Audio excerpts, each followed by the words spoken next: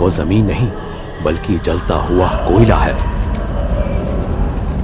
मुझे आग की गर्मी महसूस हो रही थी, पर मैं जानता था कि ये सब बस फरेब है उस हमजाद का जिस पर मैं काबू पाना चाहता था।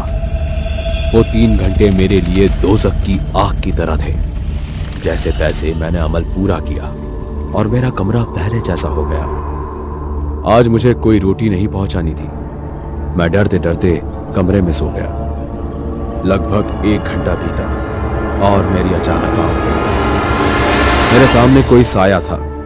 मुझे अंधेरे में उसका चेहरा ठीक से दिखाई नहीं दे रहा था। कौन हो भाई? और तभी उस चिराग की रोशनी उसके चेहरे पर पड़ी। मेरे सामने मेरी ही शक्ल का हूबहू एक शख्स खड़ा था। आज रोटी नहीं भेजी आपने? खैर मुझसे डरो मत, मैं तुम्हारा जिस्म लतीफ हूं जिसके लिए तुमने इतने दिन दुख झेले हैं। तुम्हें यह जानकर खुशी होगी कि तुम अपना अमल पूरा करने में कामयाब हो गए। मैं तुम्हारा हमजाद हूं और अब से तुम्हारा हर हुक्म निभाऊंगा, पर इससे पहले मेरी कुछ शर्तें हैं जो तुम्हें माननी होगी। कैसी शर्तें? तुम मुझे कभी भी नापाकी की हालत में नहीं बुलाओगे।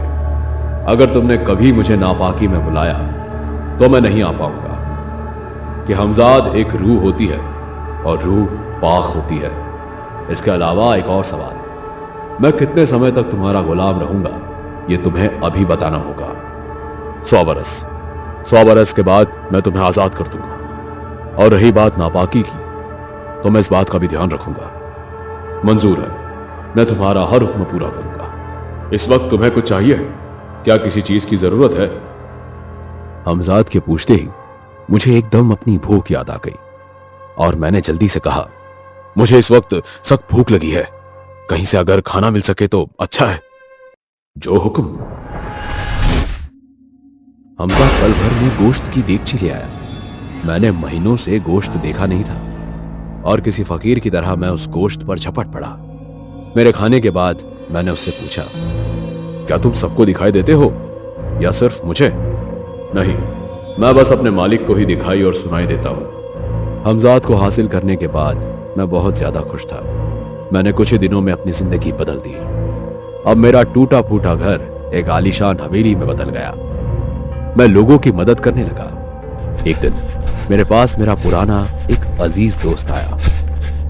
मैं बर्बाद हो गया भाई असलम, वो चोर मेरा सब कुछ छीन कर भाग गया।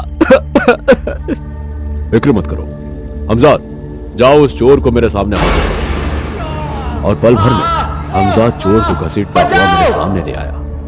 मेरा पुराना दोस्त भी ये देखकर हैरत में था